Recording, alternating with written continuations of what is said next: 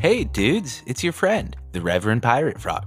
Come join me in the circle with my bearded brother, Howlingbuds, the poet laureate himself, Stoney Alpinist, and of course, the better half of Frapple and my friend, Johnny Apple. Pass to the left and let's have some fucking fun.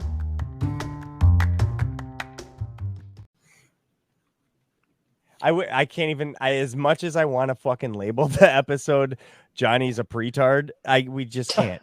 Not again. It starts getting confusing because then it's like, is it Johnny is pretard 1, 2, 3? You know, you save over him a lot too. Anywho, welcome back to our part 15, or welcome back to part 15 of 37 of our in-depth look into Johnny's mental state. No, I'm just kidding. Welcome back to the circle. No, it would be a lot longer than whatever made up number I said. I'm going to introduce you all because I'm leading for whatever reason. Johnny, you're often not here. No, I'm just kidding. So, even when I am here, as a matter of fact, it's a matter of what level. Yeah, right? Stoney, I am here.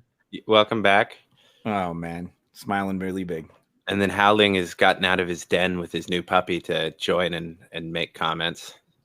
We howl at the moon. It's going to be a good one tonight. There you go. Yeah, it was a full moon. Alabri drop. It was a holy day of frog. All great things today. Yeah, man. And the universe spun us all together here too. Because I think that we totally had planned to record this a couple days ago, and timing just did not work. And we all started to try and gather at a certain point today, and Johnny and I ended up chatting. Do not contribute to the universe Johnny's failing to plan.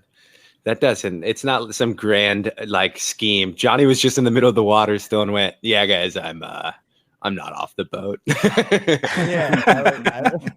Fuck you guys. It's beautiful. That was me. Oh, fuck. I forgot I was that. That was me. I'm sorry, guys. Yeah, that's right. You were on the boat. But Tony was trying to make it nice. It's okay because we could have also thrown Howling under the boat. But I got to save who I throw under what bus because, it's strategic about it.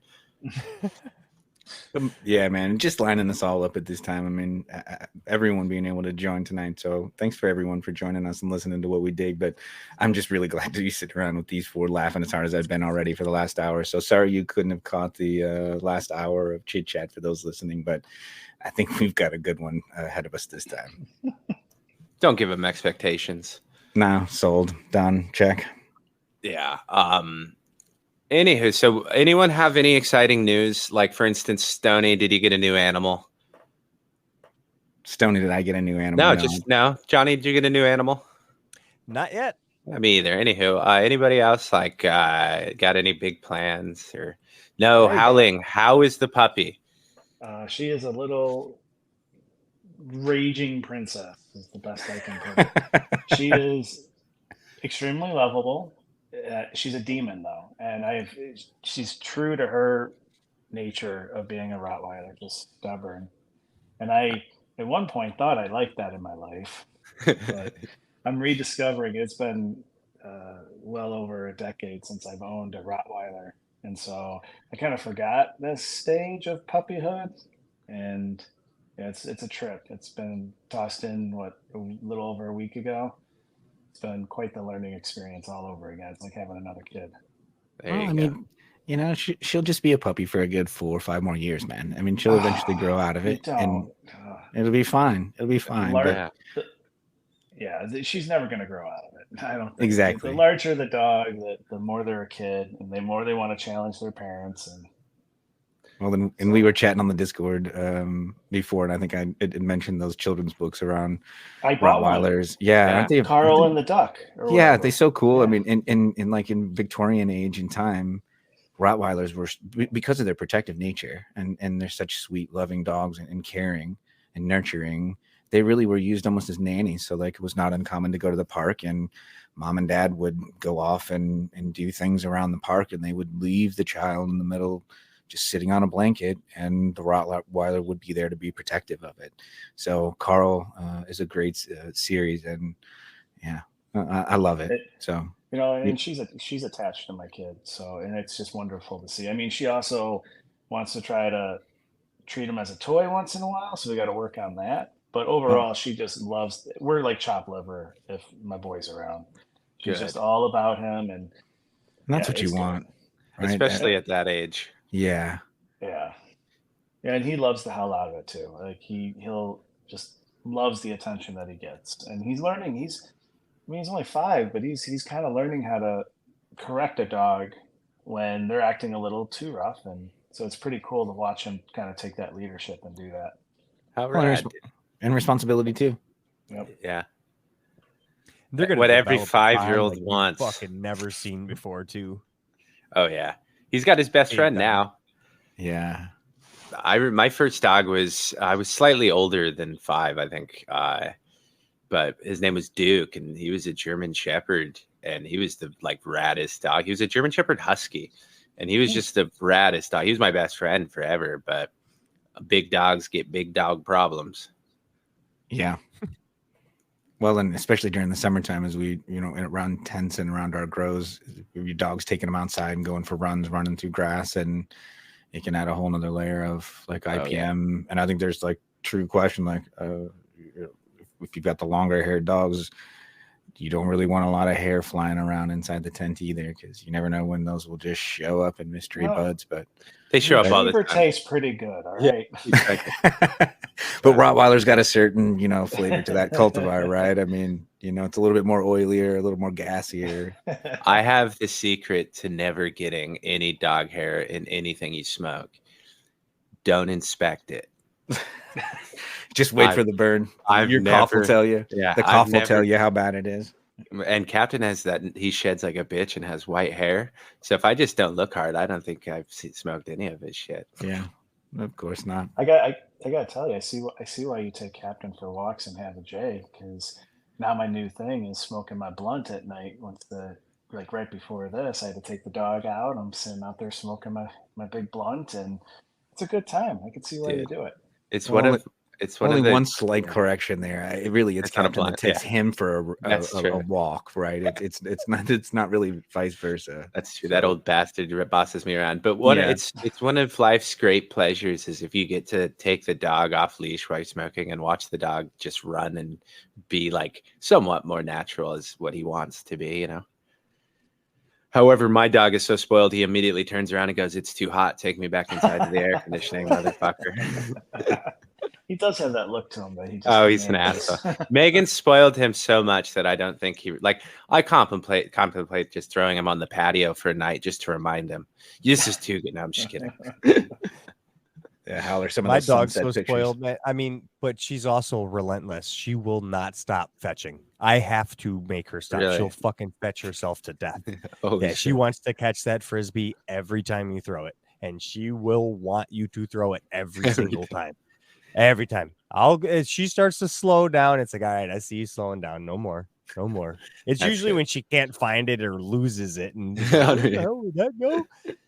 You're like, But, time for a she's break. relentless. But so spoiled that you have to shuck her off your fucking pillow to go to bed at night.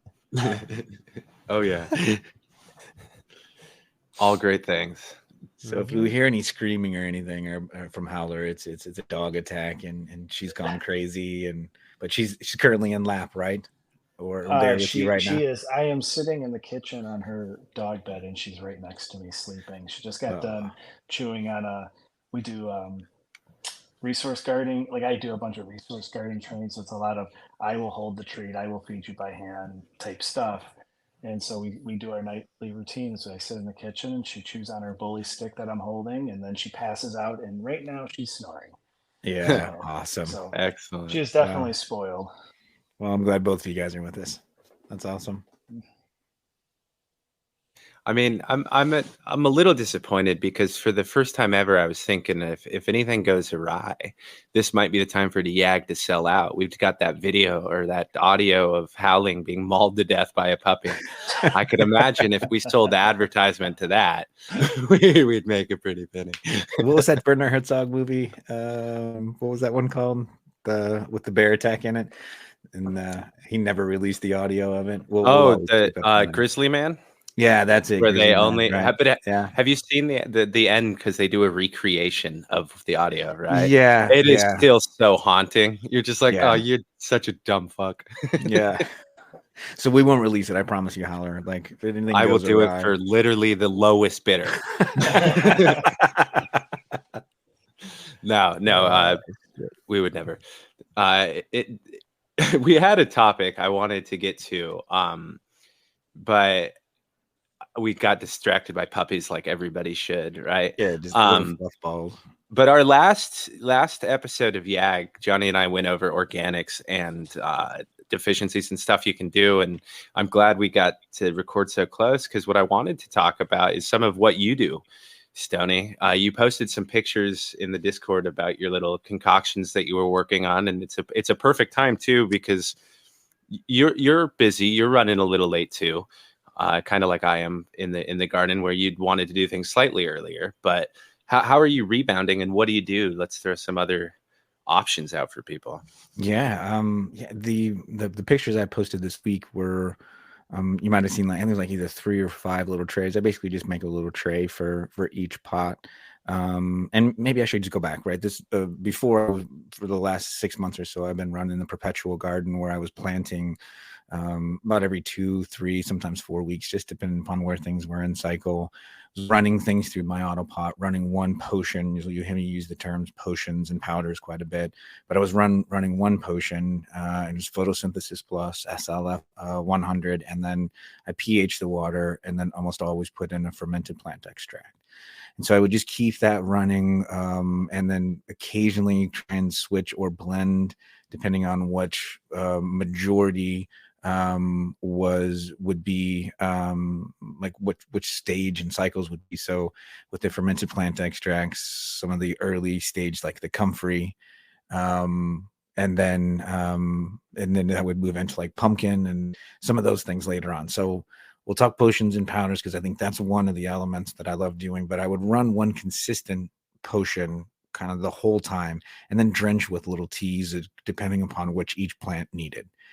Now I'm running just one set garden. I've sowed everything at the same time. So I've got just a 5x5 that I will be running on the auto pots. But for now, I'm just kind of hand watering over the top of it. I am maybe 9 to 10 days along, just above the soil. So not a lot going on. And this is that spot where people are like, oh, why would you give nutrients? Why would you give these things to it? Well, not really adding nutrients. I'm adding food for the munchers and chompers to start doing their job, getting the biome going in there with all the biological life that's starting to happen and perpetuate itself. So I started the round with just water, say 10, 12 days ago.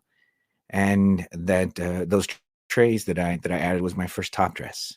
So to that top dress, it was some worm castings, silica was in there, some bokashi. There was a little bit of chitin in there as well. And then I just mix a little bit of regular soil over the top of that, the planting soil, a little bit the seeding soil, to blend that up and just coat over the top of it. The silica is actually a pretty fair amount. So if you go back and look at that picture, you'll see like a larger kind of a pile of the lighter color. That's the silica. And I tend to do those little trays like this. It helps me to like, one time I did it where I just mixed all those powders into one and then kind of sprinkled them and added as I needed. And then I realized, well, I'm not really giving each pot the same amount. It's getting changed and blended wrong. So just based on what I normally do, I thought I'll just make these little tiny trays in each. And then instead of piling on top of each other, just a quick little tip, spread them out throughout the tray so you can look at it and say, okay, I made sure I got the bokashi and I made sure I got the chitin on this one. So to that, I just mixed them in, but it's just really it's powders. All of those things, there are some nutrients that'll come from it, but they're really meant for down the road, right? It's setting the stage, setting the buffet for it. So the powders are the powders are where we're having some audio difficulties here. I'm sorry. Is it my microphone, guys? No, you're good. Oh, okay. So some of the powders that I'm using along the way, like I'll add other things in, like the bud bread occasionally, or the build a flower down the road, but that'll be all kind of timed out. So let's go back to the potions. So before I kind of mentioned my running and consistent potion that I was doing. This round, I started with water right off the bat, because I tend to do a really good pH'd water of the soil about 3 or 4 days before I actually want to get the planting done. If I can do it a few more days before that, I try to. And that just gets the life going, gets everything alive. Then I get it direct sowed onto this one, waited a couple days and everything was above. And I was just doing the kind of spraying the top with just pH'd water, just wetting down the surface of it, letting it kind of soak down, but no real drenching that was happening. Then it was about, I guess, 4 days ago is when I got the fresh bottle of Photosynthesis Plus. Small bottle, and we'll talk about that maybe another time, but preference of getting the small bottle, lesson learned on the last one, getting a large bottle, and nowhere near the funk opening it the other week. So ordered a fresh bottle of that, started adding that into it, started adding some of the root wise into it. So some of the mycorrhiza, and some of the bacterial additions into it. So, you hear all the time, we hear a lot in our community, like you only give it water for the first couple, 2-3 weeks. That, of course, made me take pause and just think it through a little bit more. And like, there's a lot more that could be added in that's not necessarily going to quote unquote nutrient burn, right? We hear a lot like if you started adding newts that early on, you could cause some damage, especially in autoflowers. But all along the way, every time I've added these potions and powders early, it seems to turn out wonderful. So this one, I kind of felt some confidence and was like, you know what? I'm going to start off with the Photosynthesis Plus little potion early on. And this powder mix, which I've done before. I look back through my notes that I've kept from all my grows, and we're always consistent in my grows. So yeah, I love playing with potions and powders. It actually makes the tinkering aspect to organic more thoughtful. And there's less stress around it too, because I know the stuff that I'm adding into it isn't going to have a major impact right away. It's going to take a week or two before it really gets into the majority of it. I saw stuff right away, like the addition of that Photosynthesis Plus within 12 hours or so. You see a marked difference. That's and the same with the root wise. Yeah. So, I think it's one of the key elements to doing things organic is you can set the buffet, you can set everything. We talk about that one all the time. You can set the buffet, but it's the replenishing it and knowing when to replenish. So setting things aside and just having backups, like whenever we do things for banquets and buffets, we always have hot boxes. We always have stashed places right behind the curtains, right around the corner from where you are. And we know certain things are going to be taken first. We know everyone's going to go running for the lobster and the shrimp and the steak and all those sorts of things. And they're not going to go for the veggies and the salad and all those sorts of things. So they're in the right spot. They're in the right time. And when we need to refill those are the ones we have to refill. And that's where I think like those potions and powders where, the silica is helping to really strengthen the plant as it's growing. The castings are going to provide all those nutrients and the cocoons, because I use those Kawoko and they're packed with cocoons. So that'll just start getting creatures alive in there, plus all the nutrients that have been broken down, ready for the soil. The bokashi gives whatever life is in there malted grains that are ready to start breaking down and chewing, and gives them fruits and sugars to chew on.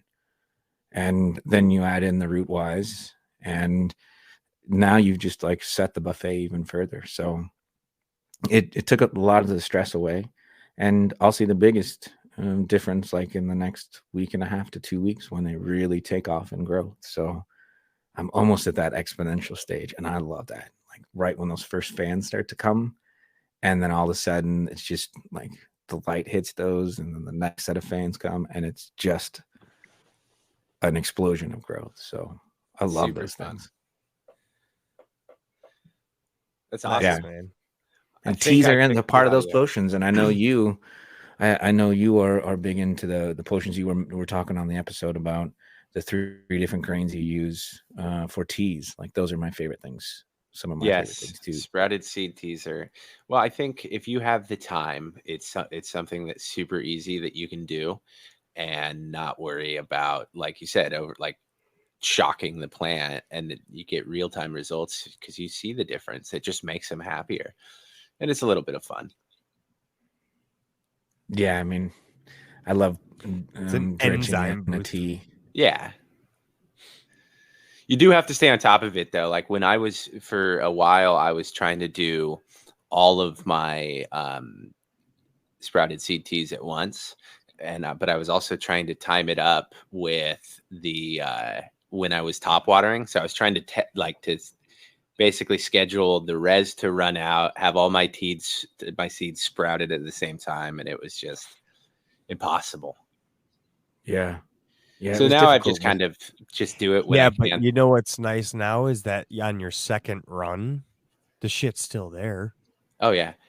I mean, a sprouted seed, like your enzymes are probably timely based, but some of the other stuff that you've added, your microbe teas or your casting teas, all that beneficial is still going to be in there that second round. Yeah, and to that point, I always throw all of the solids on. Like I'll dry them out for a good couple days afterwards until they're literally dry and crumbly, and I'll top dress the remnants of whatever the teas are. Right, there's still a bunch of good stuff. I top dress immediately. I just throw that shit right on. But I like it, like you said, it's just extra, and it's nice now because what I've do this time is I've just basically sprouted them, and as they've come up, done it at the end of the night and just kind of mess with it because the enzymes are only good for like 12 hours. They're like peak enzyme life, so you got to get it done quick.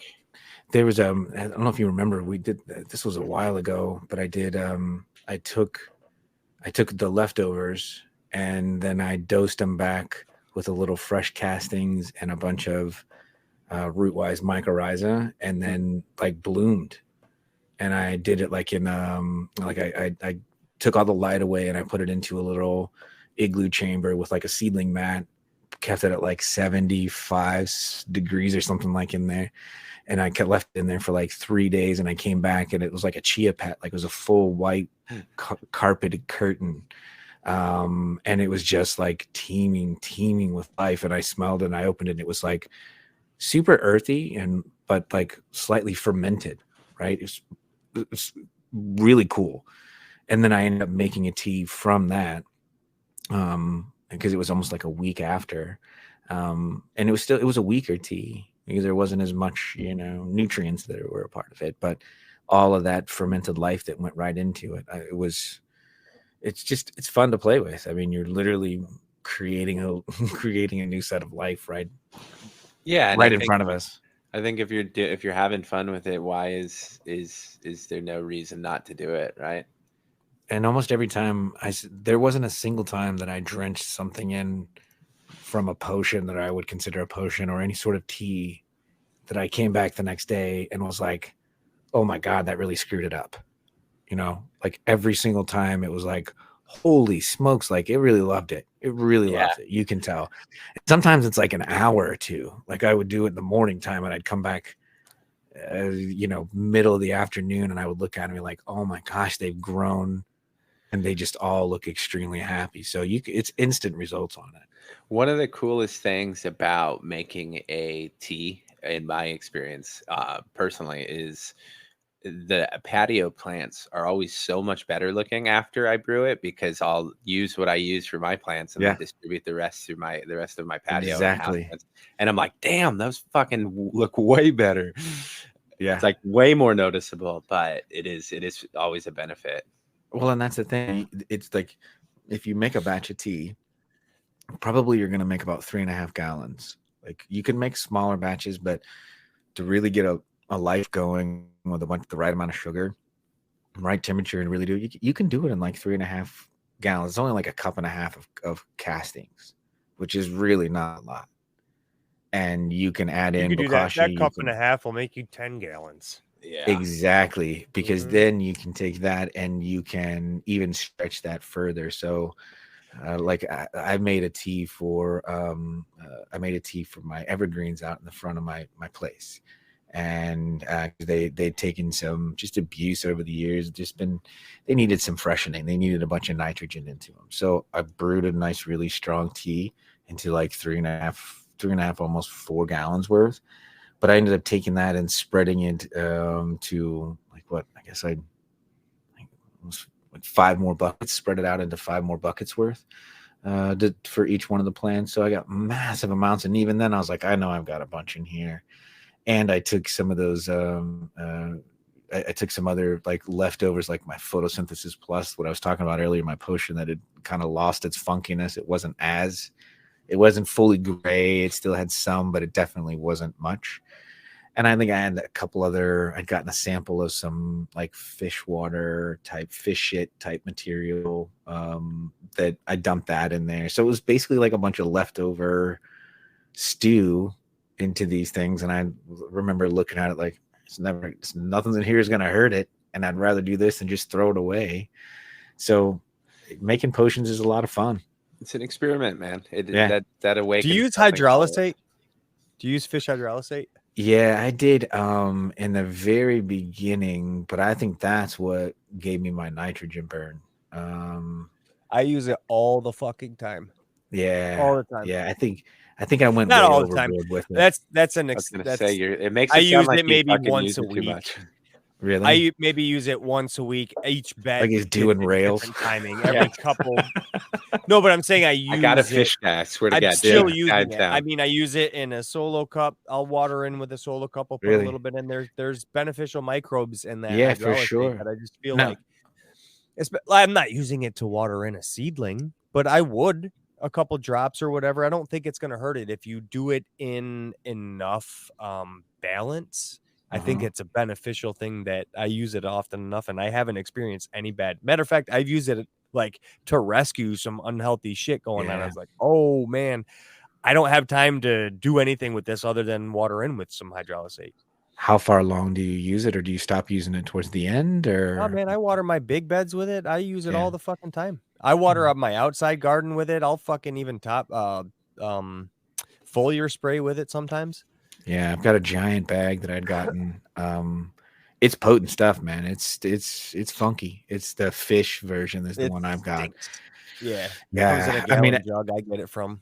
Yeah, I mean, there's a really old coastal agricultural thing where you bury a fish head near your crops, and like ultimately that's what what it is. It is the. My grandfather used to tell me that, especially because I used to bow fish all the time. Yeah. So common carp around here are considered an invasive species. So when we have them, we used to plant a tree on top of it.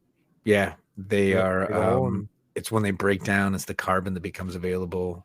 Is where that hydroxylate. I think it's the carbon, but there's a lot of great nutrients. But basically, it's like broken down seafood.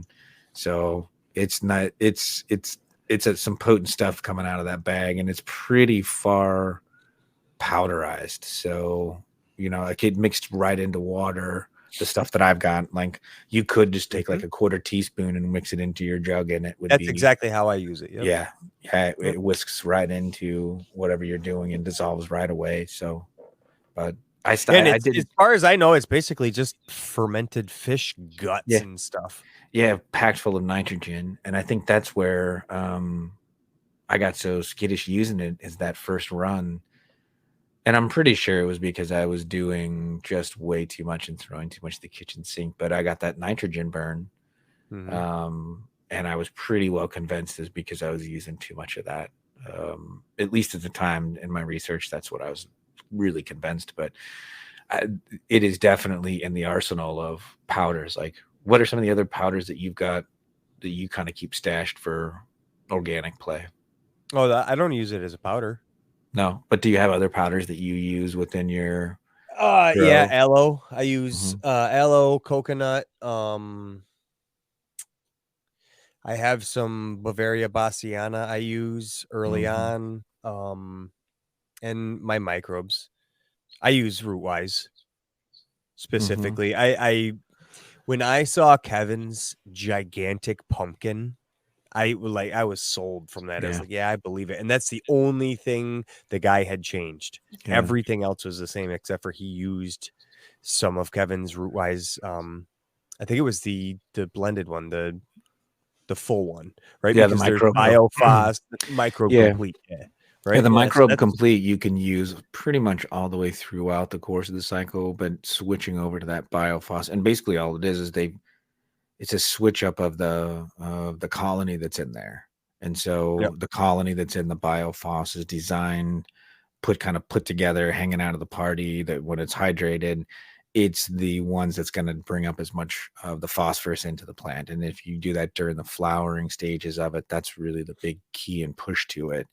The other one is the elixir to add in, which is kind of the third element that you can add into it. And I always stay pretty consistent with that. I got fortunate to get a jug of it, and just do, I don't know, like 3 mil, 5 mil in a 5-gallon jug for watering in a res. But it is a marked difference. And I think that's just most of the like humic, and some of that broken down carbon.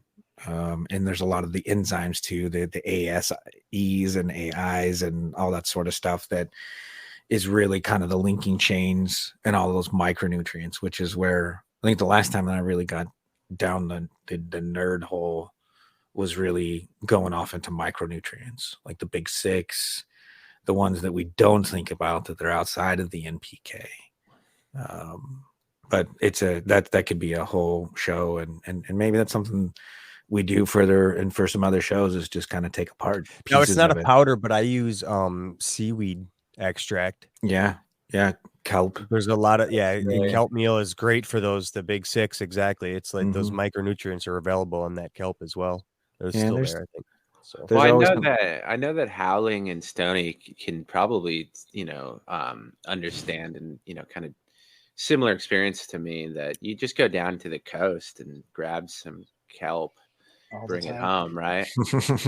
Right up my back. Hey, we have quite a bit. We have quite a bit in Lake Michigan, so we can always just go out there. I mean, it is pretty ocean-like in some spots. There is surfing, in the central coast of. There are people that surf there, yeah.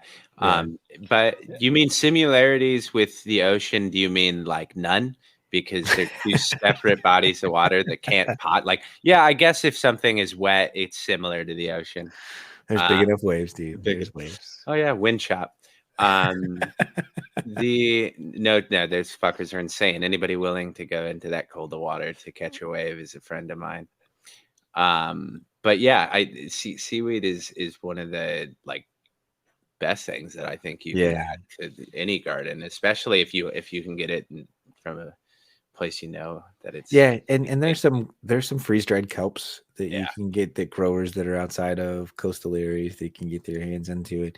It's really good. I think a lot of times organic growers get a little nervous around it because of some of the heavy metals that it can store, but I mean, I think that's pretty far down some rabbit holes if someone really gets that far into it, but it is a great supplement for that sort of early on growth. And it also brings a lot of strength to the plant, because if it goes back to that, even like with the fermented plant extracts, like the basic core element of it is like, you want to give your plant things that have been fermented, or things that were at once like growing in that stage. Right. So having that comfrey, like Howler, I'm going to keep bothering you about that patch of comfrey that you're going to have sooner than later. Awesome. I know, dude. The super plan, right? So that is really well designed for those early on stages, because that's when a plant is really growing, and that comfrey grows so fast, and it has all those nutrients for growth in it. And it's just doing it.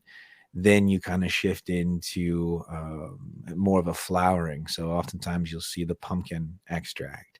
And then even later you can slide into like the peach, which is always kind of the coveted one, but that's like fruit bearing. So if you just think about those stages and lay them over the top of our cannabis, and you think about where those potions fit into it, right? Because number one, core essence is just lacto, right? And then it's now pulled all the nutrients out of the plant of that phase. So it's the exact same way. And if you look at what seed you choose to sprout, you're going in general, the thinking is, I want this to grow similar to this way, right, at this time. So you get, corn can be used for a lot of like benefits, but you can get like bilateral a bunch of I forgot, of course I'm too stoned for this shit, but like you can tailor each seed for basically what kind of enzyme you want based on and what it does in the plant that you're gaining for it. So so let's go back to yours, because your favorites are barley, Well, it's not my favorites, but Mustard no, I don't do mustard seed. That sounded like I was talking Well, you down. did mustard seed meal. I did mustard seed meal before I re-amended and everything. Like I hit that. That's my first step of re-amending. But for the sprouted seeds, I do. I guess my favorites are at various points depending on what I'm doing. But I do corn, alfalfa, lentil, mung bean, barley, and there's a couple other that I'm forgetting right off the top of my head. But anywho, and then I'll mix and match depending on where they are. Like certain like corn you can use for later veg, early flower kind of, and you do alfalfa is like a supercharger that you can also do similarly, veg and early flower. But there's a lot that you can pick from. Johnny's rolling his eyes and I believe just fell asleep during my conversation. Nah, I took a hit to the fucking hella jelly tonight. I didn't mean to be rude, man. You wouldn't have noticed if we weren't on film. It wasn't about you. No, not at all. I was curious how you're sprouting your seeds when you do it. So I have mason jars and I have lids on the top that I've drilled holes through. And then I just soak my seeds when I'll put them all in those mason jars, soak them overnight. When I wake up, I drain them. And then when they start sprouting, I blend whichever various ones I'm using and then top dress the remains and give them the tea.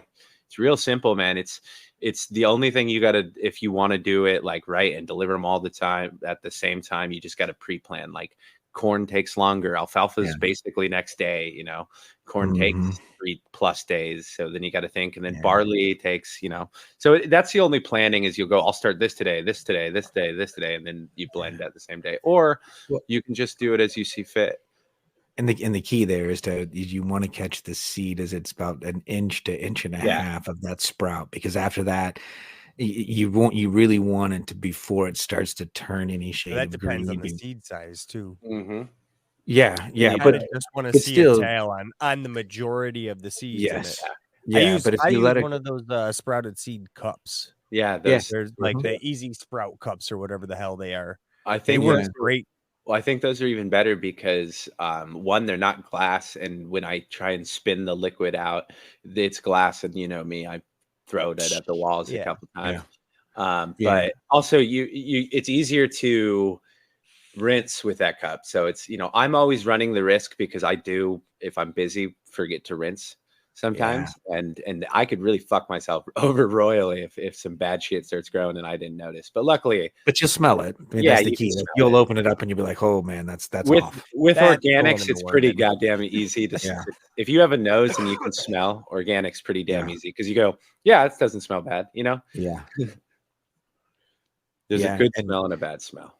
There's that time frame of about you don't have much of a window. So like you mentioned on the timing of it, Rev, like if you go and soak, you got to have an understanding when you're going to need to water that in, because it may be like you're going to wake up the next morning or 2 mornings later and you're going to see an exponential amount of growth, and it's going to be time to puree that. And you need to do it soon. And if you wait another day or two, or if you're busy and even going to do it that night, you're going to see some different growth that's going to happen. Now, it's not going to be horrible. Again, back to what we were saying about organics, like it's not going to have a major impact. It's just a matter of you're losing the efficacy. Like it's just a slow curve down as it grows longer. Yeah, so exactly. You want to get it into it. And then I think one of the other keys is that I was going to ask you is, so you've got those seeds now, you've soaked them, and rinsing them. That was the other key that we talked about, right? To keep the funk off of them. But now it's time to go into the puree. Are you blendering? How far are you taking it from your blender? The easiest way that I found is I have one of those cheap rip-off nutrient bullet ones that I got at Walmart, like the cheapest, shittiest 1-button pulse mode thing they have. And I fill that, and then I blend it with as little water as I can at first to kind of get it all start going. And then I add water to get the right consistency. And then I strain. It's like, I mean, you've done it, but talking to the general, people maybe who haven't, it turns this, it depends. If you use blue corn, you'll get like a bluish blue milk. But it is. Star It's Wars. very. Live It's a very milky substance. Like you're not going to think it's like, oh, it's blended up seed water. No, it's a milk. It's like a seed milk essentially. And I get the right consistency, and then as I strain it off, I take all the remaining bits, top dress with that, and then I hit what I usually do, because I have the earth boxes. I the way I have it in my personal grow is I have everything's divided by 3. So I sprout all enough seeds for 3 different earth boxes and all the solo cups in one of them. And then I blend them all, and then I divide them into 3s and I pour them in that way. But I top dress all the remnants just to make everything fair and easy on myself, you know? Yeah, I think, going back to your pureeing and straining, because I think that's one thing, especially as a chef, we have all sorts of different size strainers and different mesh strainers to filter out as much as you can. For me, one of the things that's always worked or feels really right is I've got some of the socks basically that you can buy for the compost teas that are just clear, like smaller than cheesecloth. I tried cheesecloth, but I think the fibers grabbed too much of the seed, and I felt like I lost too much, like trying to scrape it off. And so I found they were just for the compost teas. I think it was like a pack of 20 or something like that, 20 or 30, and they were actually a pretty good little deal. And I used that as like I just took a solo cup, dropped the kind of sock in, turned it into almost like a filter and poured it through there. But then the key is you really want to squeeze that seed meal out. See, that's what there's so much like nutrients and life and good stuff and right inside that seed. Don't waste it. Like that's the biggest key. And I will say one of the biggest downsides to the method I do now with a strainer over, a solo cup that divided up is you really have to play with the grounds to get that stuff out. And it would be so much easier if you could squeeze it. So I'm actually going to steal that next time. Yeah. And really, it's just like, think about like what they're doing for large scale pressing of flour. They put it in those little tube sock type things. And that's just a really fine mesh strainer. So I like, when I do that squeezing, I would like almost wring it out to get as much of it out, because that's where all of the extra life is, right? You're catching this, like there's all of these things that the seed is making for the beginnings of life. And that's what these teas are so amazing for, these sprouted seed teas, is that seed is creating everything that life needs to go. And you're now taking thousands of, or handfuls of these things and sprouting them all and pureeing them and taking all of that essence, and you're doing a scientific process of extraction, and you're now concentrating a mass amount of these and then drenching them into your soil. Yeah. And so it is. What I'll do is I'll take the nozzle right off my chapin and I barely even strain it. Yeah. Because that's to that point. You have a nice chapin. Shit ton. You have a nice chapin. I will say that advice does not work if you have a shitty plastic chafin like me. I blew one out. I blew one out trying to, because I did not strain it well enough at all. And that's what got me to that technique, because I was like going, and then of course, I got it clogged, and I made the mistake of just kept trying to pump harder. And finally the seal popped and messed up that whole sprayer. I had to buy another one, which, by the way, you can buy a cheap chapin like at your big box store for like 15, 20, $25, and they work very well. They just don't have the filters or power of the one like that you see, the big, huge metal can one that are beautiful and amazing instruments of They'll take a toe off. Irrigation. Yeah, but they're pretty I've amazing. been in flip-flops one time and gone, maybe I don't shake this one today. They're gnarly. I want one badly, but even though I barely top water, they're so badass. Yeah, and that's where I got. I was like, so that you can get a good sprayer, but you have to strain it really well. But yeah, Johnny's we have to blend it really well. Yeah. I found that if you use less water, it tends to blend into more of a emulsification. Better than it does with more water. It seems with the more water, it creates this turbine and it's missing pieces. So you got to use less water. Yeah, I mean, if you can get your hands on a VitaPrep, that's a chef's Vitamix. That works great. That's what I use. Sorry, that's the old VitaPreps. That was before they turned into the fancy Yeah, 'Cause we were using Vitapreps in commercial kitchens well before they started calling them Vitamix. That's pretty Yeah, wild. you gotta find them at a yard sale. That's the only way they're affordable. So those things are bulletproof, man. If you can find them, and they are so pricey and expensive, but I tell you what, you can get things as smooth as satin with those things, man. You put a butternut squash soup in those. I mean, That's how I make my hot sauces. That's exactly why I justified finding one. Is just like I want my hot sauces because I want all of that in there. I want to make a hot paste. It's a sauce, not a freaking runny liquid. Yeah. And the only way to achieve and get your mesh in there is with a good fucking blender. I found that. Yep.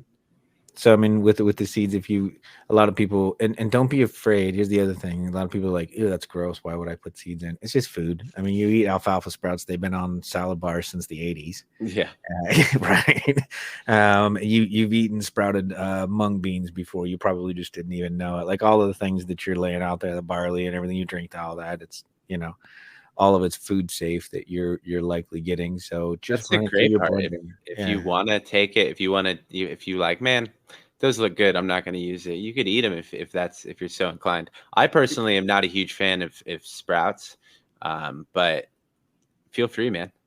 I tell you what, I've looked at that liquid that's come out of there a couple times, been like, I wonder what that would just do for a human body. Oh, dude, I've thought about it so many times. I'm like, you know what? That would probably be the healthiest fucking thing. I mean, it's coconut water, right? If you think about it, Exactly, right? So it's exactly that. It probably wouldn't taste the best, but I don't imagine it would be harmful. I would imagine if you were to try and drink the lot of it in one go, your stomach might be, what the fuck is this? Yeah, maybe. No, I did try like I'm not afraid to taste. And the blue corn is sweet. And I think that was one of the things that I learned from tasting and was like, okay. And that's why when you said, it reminded me when you said that blue corns are really good kind of in flour or like beginnings of flour, late veg, because of those sugars. Yeah, because those sugars are what the plant is needing to switch over into the flowering stage. It's just like us. It craves sugars, and they're a really complex sugar that you're adding because it's still starch basically and needs time to convert versus something that's like, so think corn syrup's already been converted. Right, it's the same sugars, except it's just taking all of the work that Mother Nature needs to do out of it. So by just adding that seed in there, it was like quite sweet because of the seed. Yeah, it's interesting. And you know, when you do blend it the first time, you're always like, oh, that smells very, very rich, very plant. Like that smells very much like I just blended up a fucking ton of seeds. It smells like you'd expect it. So you're like, it's obviously something that would be beneficial, right? Right. Think almond milk. Think any of the seed milks that you're eating now, oat milks. All of these things are the same. So you literally could take some of these seed milks and add them into your coffee. A lot of times that's what they're trying to think. In fact, there's always been the running joke in some of the work that I've done in the past that like at some point, like someone's gonna like say, here's creamer now with real milk. So you guys you're gonna make me eat a bowl of cereal with some sprouted blue corn seed. I just want the blue milk. That was the reason, like the Star Wars. I think Frosted Flakes and blue corn sprouted seed milk would be delicious. I think it'd be pretty fucking cool too. There's enough sugar on that shit. You could probably eat it with anything. Well, you could truly call that a human seed tea, right? Well, let's. You just went mute midpoint. That sucks. No, I was unscrewing. It was so filthy we had to block that one out. It was just terrible. Me of all people, I'm offended by your speed. No, I'm just kidding. No, I was fucking unscrewing my grinder, and I didn't want to be an asshole. But fuck you guys, sons of bitches. Well, we're average. Go ahead. Hey, Stoney, sir. When you make your fermented extracts, you give them a taste, right? I wouldn't be so daring as to do as such, but there are plenty of times when I'm like, did I wash my hands afterwards? As I'm like eating Skittles or something like that. And I'm like, it's not going to hurt me. Wait, people bacteria. Do that? No, I just was hoping Skittles. Skittles. No, yeah, just not the green ones.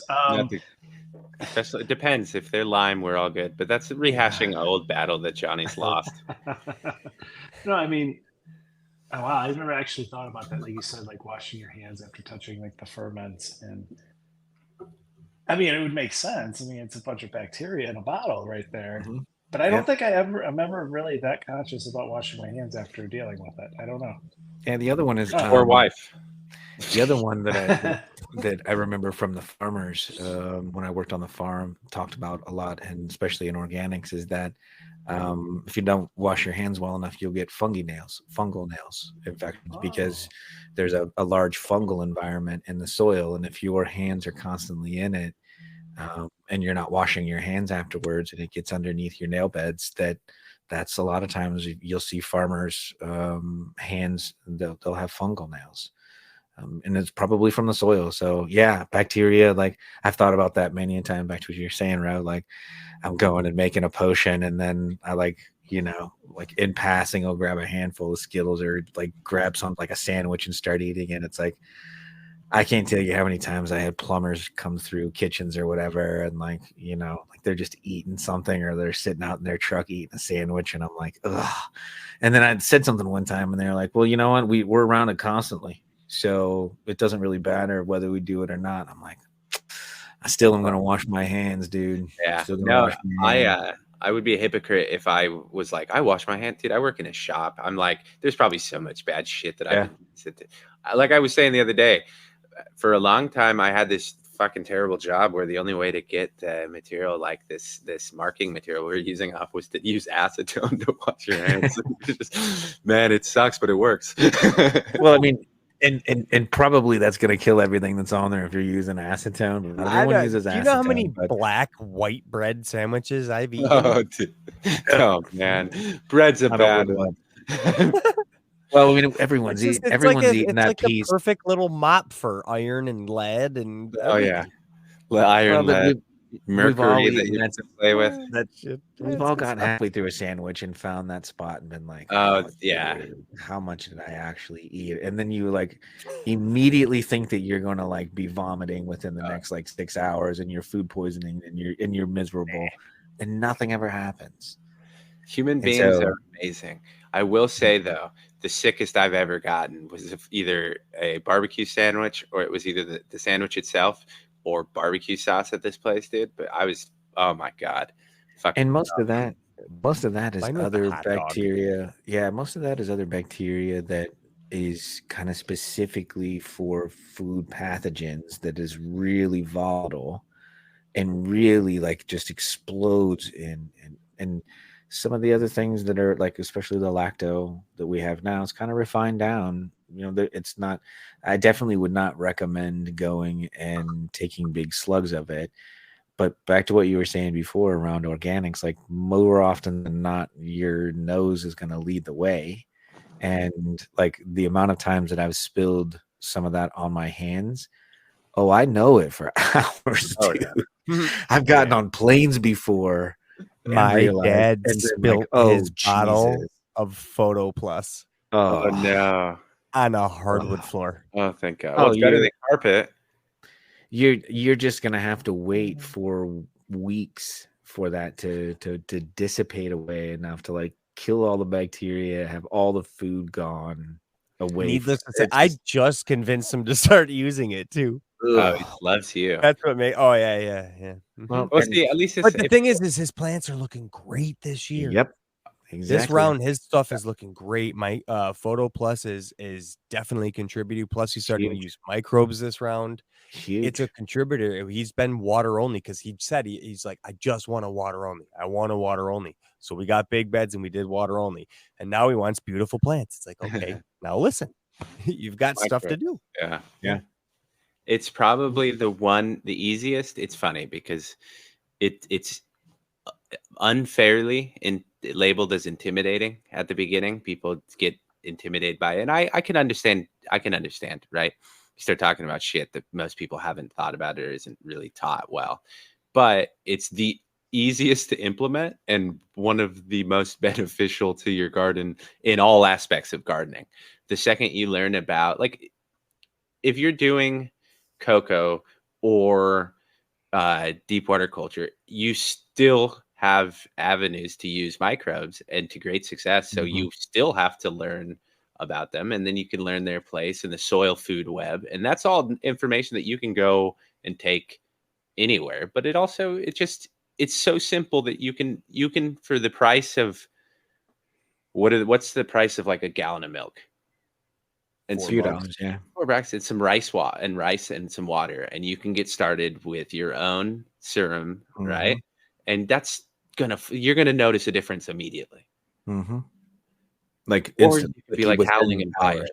Yeah. Yeah. But I just had a freaking brain yak idea talking about sprouted. I'm growing cover crop in my bed right now to plant my haze in, and I've got blue corn seed, and I'm getting ready to a point to chop this bed down, and there's some areas that are like missing some seeds. I throw that corn in now, and when that thing just starts to sprout and that green is really just coming up, everything's going to be ready to chop, and then I'll drop it all. Oh yeah. There you go. Chop and drop is just a slower version of the tea. yeah. The same nutrients are there. You're just having the plant to cycle through. Because remember, when you're going into organic, it's all about those chompers down the cycle. Everything just chomps itself down to small until the worms eat it and turn it to shit. Right. Yeah. So as long as you remember that you need those chompers there, the bacteria are chompers, right? They're chewing on things and breaking them down.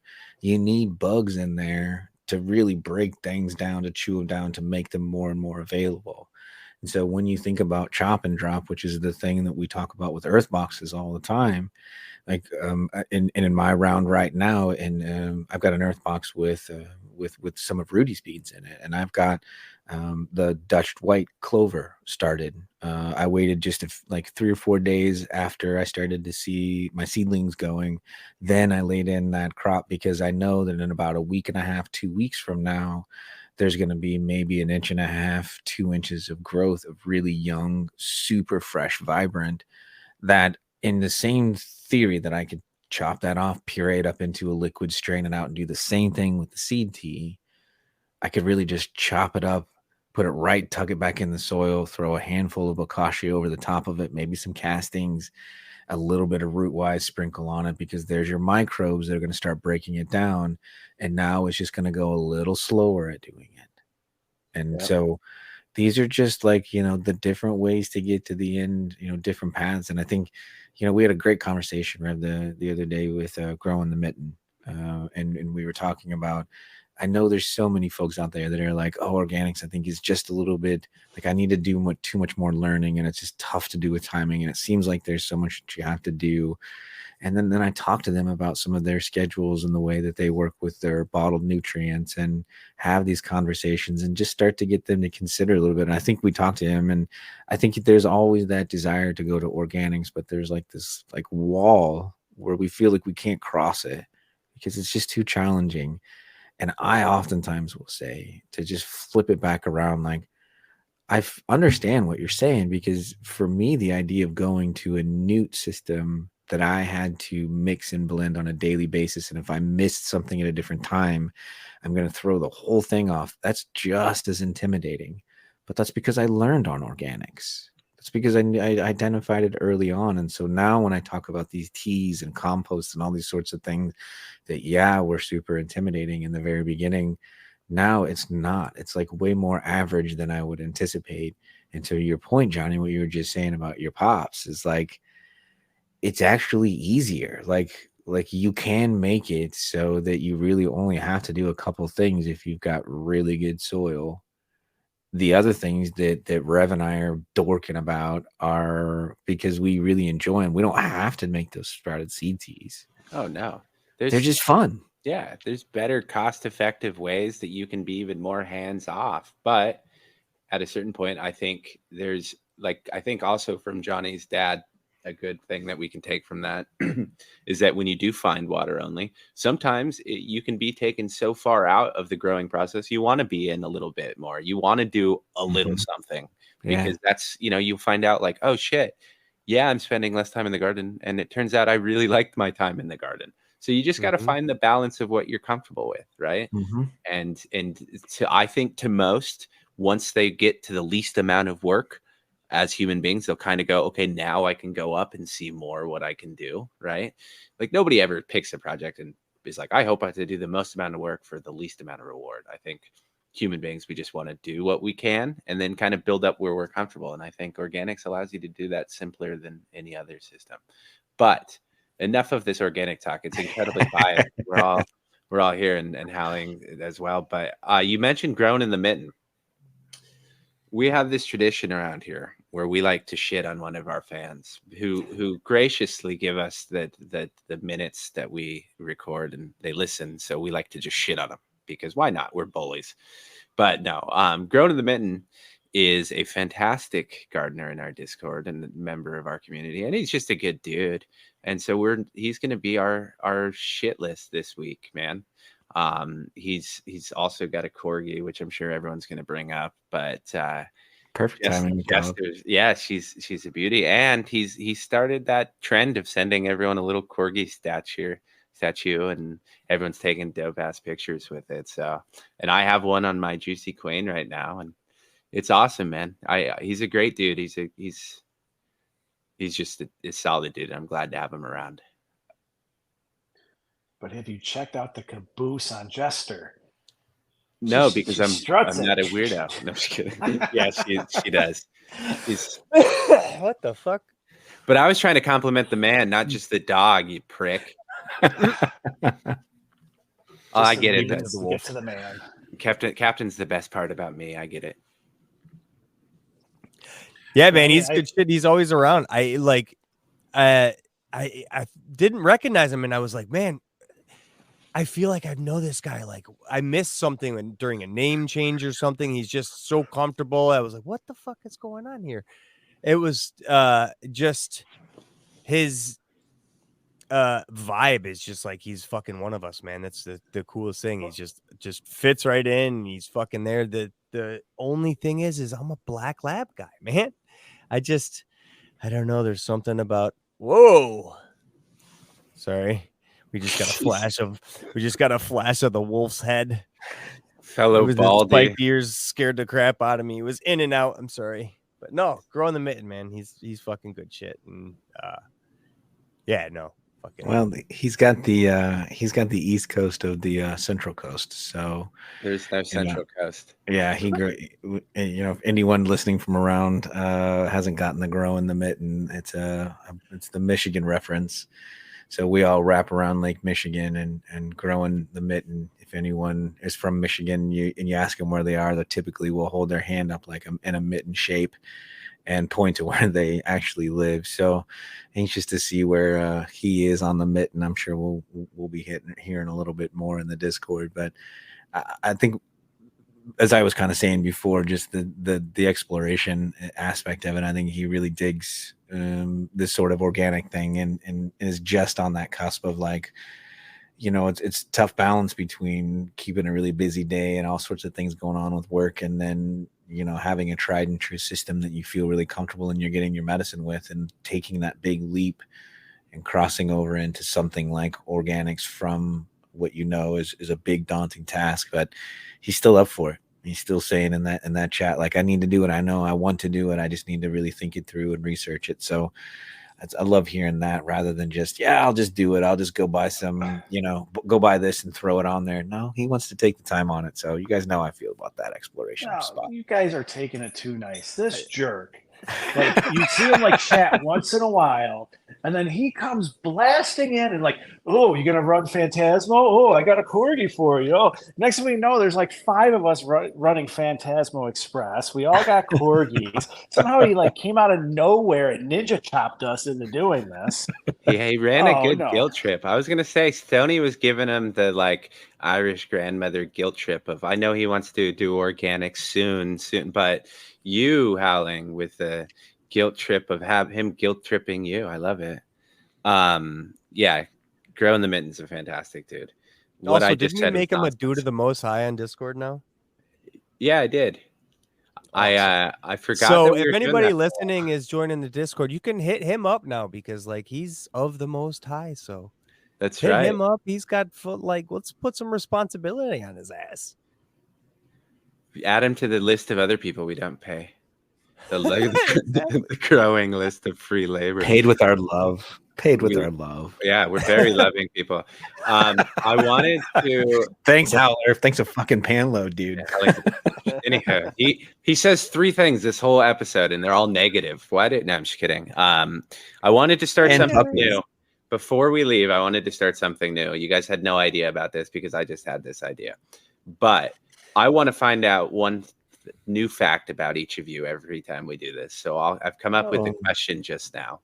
And we'll start with Johnny because wait. This sounds like we're gonna have to come up with these questions every time now. No. I just said, did you hear me? I've come up with a question. Okay, fine. You're right. This time I did. You know even if I said I was going to do it, I'd fucking in a week we'd give up on it. I just had this thought one time, and I'm going with my main man Johnny because he won't let me down. You get one last drink.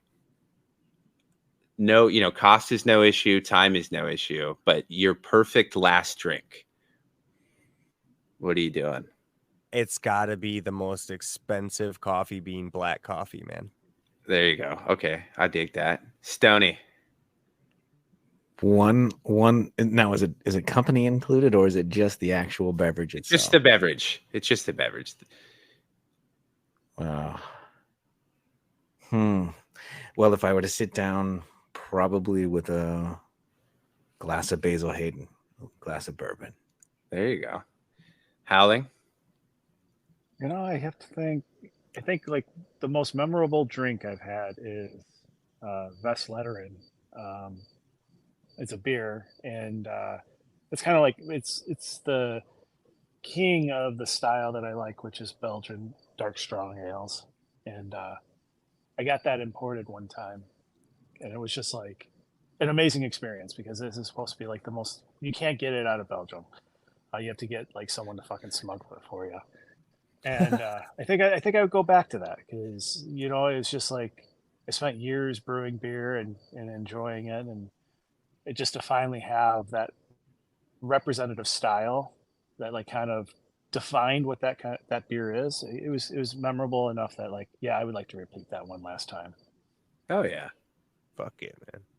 All right, Rev, then I'm flipping the fuck right back on you. So not just your drink, but who would you have this drink with?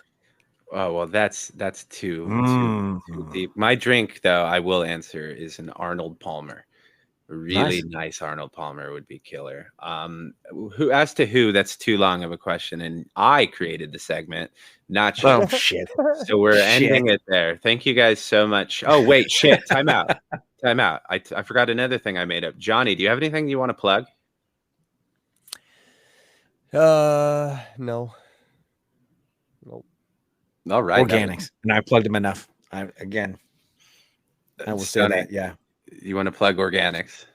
Microbes. Yeah, consider going microbes and organics. What a fucking exciting plug segment. Here's microbes and organics. Howling, give me something, please. I can swim and I'm drowning here. Yeah, no, my plug would definitely be Frenchie. By way of Badger's Punk Bunk. Like we've been talking about hash, and I make a few jokes here and there, but like something I forget even what like turned me on to like following his sage advice of videos to watch and how to learn about this process, which I really appreciated. It wasn't just like, oh, here's hash, here's like YouTube to do it. It's like, no, if you really kind of want to learn, you're going to go through the process of appreciating it and learning from the master of it.